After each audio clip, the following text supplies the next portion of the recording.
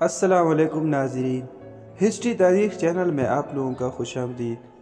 اگر آپ نے ہمارا چینل سبسکرائب نہیں کیا تو سبسکرائب کر دیجئے اور ساتھ میں بیل آئیکن دبائیں۔ ہمارا آج کا ٹاپک ہے کوئٹہ کی تاریخ، ہسٹری آف کوئٹہ۔ کوئٹہ پاکستان کی صوبہ بلوچستان کا صدر مقام اور سب سے بڑا شہر ہے۔ کوئٹہ کا نام ایک پشتون لفظ سے نکلا ہے جس کی لغوی معنی قلعہ ہے۔ کوئٹہ شہر سطح سمندر سے تقریباً 1700 میٹر سے 1900 میٹر کی بلندی پر واقع ہے اور اپنے بہترین معیار کی پھولوں کی پیداوار کے لیے مشہور ہے۔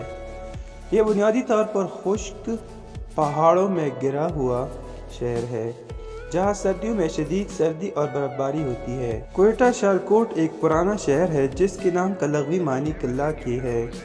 خیال ہے کہ یہ نام کسی قلعہ کی وجہ سے نہیں بلکہ اس وجہ سے پڑا ہے کہ کوئٹہ چاروں طرف سے پہاڑوں سے گھرا ہوا شہر ہے جس سے وہ ایک قدرتی قلعہ ہے۔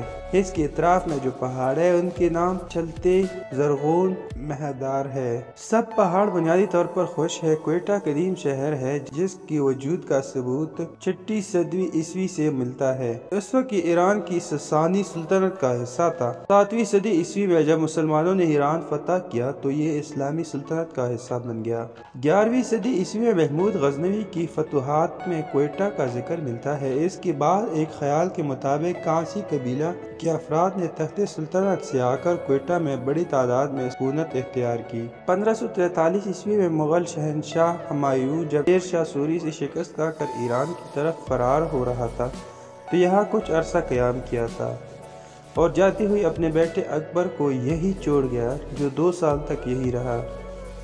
1556 عیسوی تک کوئٹہ مغل سلطنت کا حصہ رہا جس کے بعد ایرانی سلطنت کا حصہ بنا۔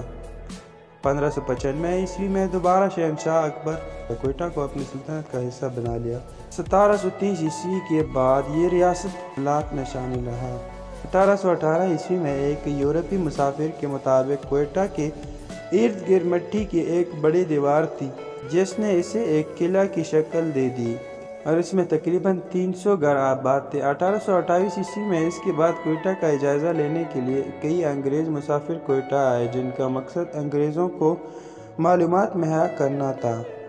1839 عیسوی میں پہلی بار برطانوی اور افغان جنگ کے دوران انگریزوں نے کوئٹہ پر قبضہ کر لیا۔ 1876 عیسوی میں اسے باقاعدہ برطانوی سلطنت میں شامل کر لیا گیا اور رابرٹ گرسینڈیم کو یہاں کا نمائندہ سیاسی پولیٹیکل ایجنٹ مقرر کیا گیا۔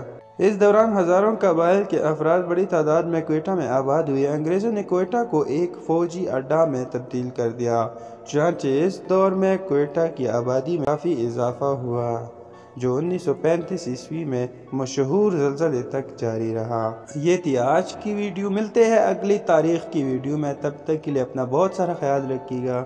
اللہ حافظ۔